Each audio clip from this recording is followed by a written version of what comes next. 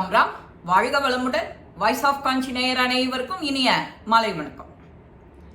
இன்னைக்கு மனசுல உறுதி இருக்கணும். எப்படி இருக்கணும்? ஏதோ நமக்கு அன்யூஷுவலா ஏதோ ஒரு பிரச்சனை வருது. வாழ்க்கைனாலே இன்பமும் துன்பமும் சேர்ந்தது தான். இரவு பகல் மாதிரி அது மாறி மாறி வரும். ஒரேடியா சந்தோஷமா இருக்காது, ஒரேடியா துக்கமா இருக்காது. இது ஒரு சீசன் வந்ததுன்னா இதுக்கு கொஞ்சம் பிரேக் விட்டு அடுத்த சீசன், அந்த குளிர்காலம் கோடைக்காலம் மாதிரி நம்ம வாழ்க்கை இப்படி வரும். அப்போ எந்த ஒரு பிரச்சனையும் வந்தாலும் அதை எதிர்கொள்ளணும். மனசுல தைரியத்தோட எதிர்கொள்ளணும். அது எதிர்கொள்றதுன்னா எப்படி? அந்த பிரச்சனையை நினைச்சுட்டு கன்னத்துல கையை வச்சுட்டு உட்காரக்கூடாது. அந்த பிரச்சனை தானே அப்படின்னு சொல்லிட்டு அதை அப்படியே சைட்ல ஒதுக்கி வச்சுட்டு உன்னோட அடுத்த வேலையெல்லாம் நீ மும்முரமா செய்யணும். அந்த வேலையில கான்சன்ட்ரேட் பண்ணணும். அது எப்படி வந்ததோ அது அப்படியே பனி விலகின மாதிரி போயிடும்.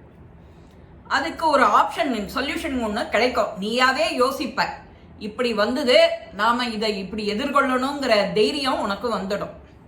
அதனாலதான் மனசுல எப்போதும் உறுதி வேணும். அதை பத்தி ஒரு சின்ன அழகான கதை.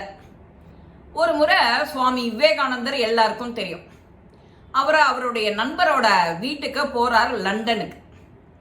அந்த நண்பருடைய வீடோ ஏகப்பட்ட நிலப்பரப்பு ஏக்கர்கள் கொண்ட மாட்டு பண்ணை, தென்னந்தோப்பு, பூந்தோட்டம், அந்த மாதிரி பெரிய ஏரியால வசதியா நல்லா சந்தோஷமா வாழ்ந்துட்டு இருக்கார். அவர் வீட்டுக்கு போறார். இவருக்கு நிறைய உபசரிப்பு நல்ல பலமா இருக்கு. இவரும் அதுல மகிழ்ந்து போறார். விவேகானந்தர் மகிழ்ந்து அந்த தோட்டத்தை, அந்த இதெல்லாத்தையும் பார்த்த உடனே நடைப்பயிற்சி மேற்கொள்றார். நடைப்பயிற்சிக்கு வந்த உடனே அதுல அந்த நடைப்பயிற்சியில சேர்ந்துக்கிறா அவருடைய நண்பரும் அவருடைய மனைவியும். 3 பேருமா நடந்து போயின்னு இருக்கா. ரொம்ப இன்ட்ரெஸ்டிங்கா ஏதான விஷயங்களை பேசிட்டு தர்க்கம் பண்ணிட்டு இப்படி நடந்துட்டு இருக்கா. திடீர்னு இந்த மாட்டு பண்ணையிலேருந்து ஒரு மூர்க்கமான மாடு வேகமா துரத்துறது. அதுக்கு மதம் பிடிச்சு போச்சு.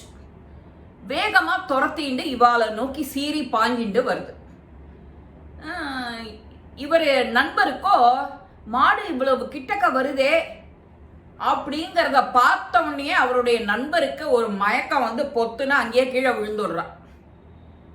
மாடு இன்னும் இவரை நெருங்க போறது அப்படிங்கும் போதே இவருக்கு கை கால் ஓடல. இவர் தப்பிச்சு ஓடுறார் நண்பர்.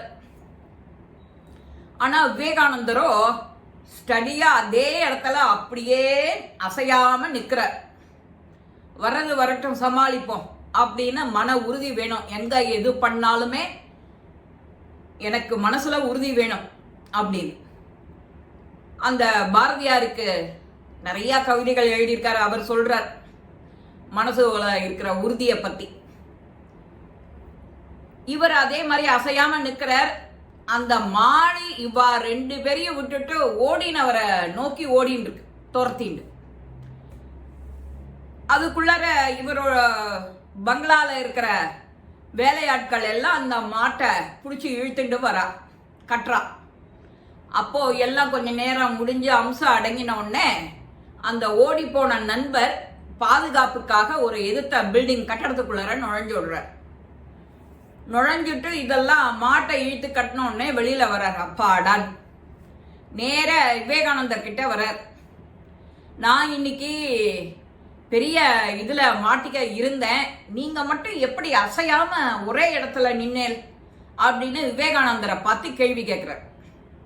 விவேகானந்தர் சொல்றார், ஒருத்தருக்கு ஒரு பிரச்சனை வருது அப்படின்னா அதை எப்படி எதிர்கொள்ளணும்? மனசுல உறுதி வேணும். அந்த உறுதி எப்படி இருக்கணும்?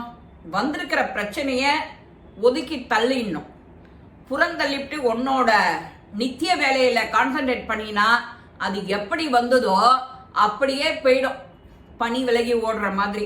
உனக்கும் வேற சில ஐடியாக்கள்லாம் வரும். இப்படி செஞ்சா நன்னா இருக்குமா, அப்படி செஞ்சா நன்னா இருக்குமான்னு. யாரோட உதவியுமே உனக்கு தேவையில்லை. நீயே அதை எதிர்கொள்றதுக்கு உனக்கு ஒரு மனசுல தைரியம் வந்துடும். இவ்வளவுதான் விஷயம். இதே தான் நான் அங்க அப்ளை பண்ணேன்.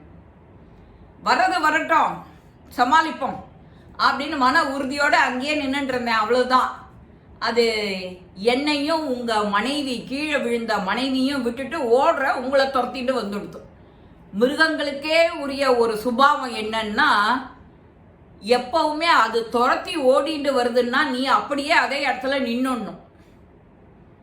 நீ என்ன பண்ணின, பயந்து நீ ஓடவும் அது ஒன்ன துரத்த ஆரம்பிச்சுடுது. இதுதான் லாஜிக். மிருகங்களோட சுபாவம் அது. அப்படின்னா அதுக்கு பயம் இல்லாம நீ எதிர்கொள்ளணும், அவ்வளவுதான். இதுல வேற எதுவுமே நான் பண்ணல அப்படிங்கிறார். சொல்லி முடிக்கிறார் விவேகானந்தர்.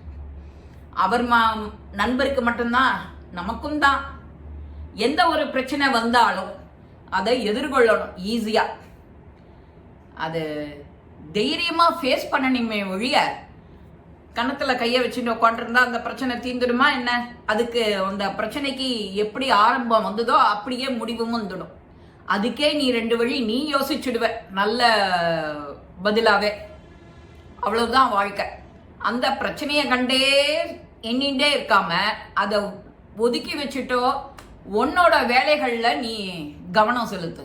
இந்த கவனத்தை நீ பாதை மாத்தி செஞ்சாலே அந்த வந்த பிரச்சனை பனி போல விலகிடும். இதுதான் மனசுல உறுதியோட எதையும் நாம அணுகணும். எதை கண்டும் பயப்படக்கூடாது. இது வாழ்க்கைக்கு ரொம்ப ரொம்ப அத்தியாவசியமானது. இந்த பதிவு உங்க எல்லாருக்குமே பிடிச்சிருக்கும். லைக் பண்ணுங்க, ஷேர் பண்ணுங்க, பெல் பட்டனை கிளிக் பண்ணுங்க, சப்ஸ்கிரைப் பண்ணுங்க, கமெண்ட்ஸ் பாக்ஸ்ல கமெண்ட்ஸ் போடுங்க. ஸ்ரீ மகாபெரிவா திருவடிகளே சரணம். நல்லதே நடக்கும்.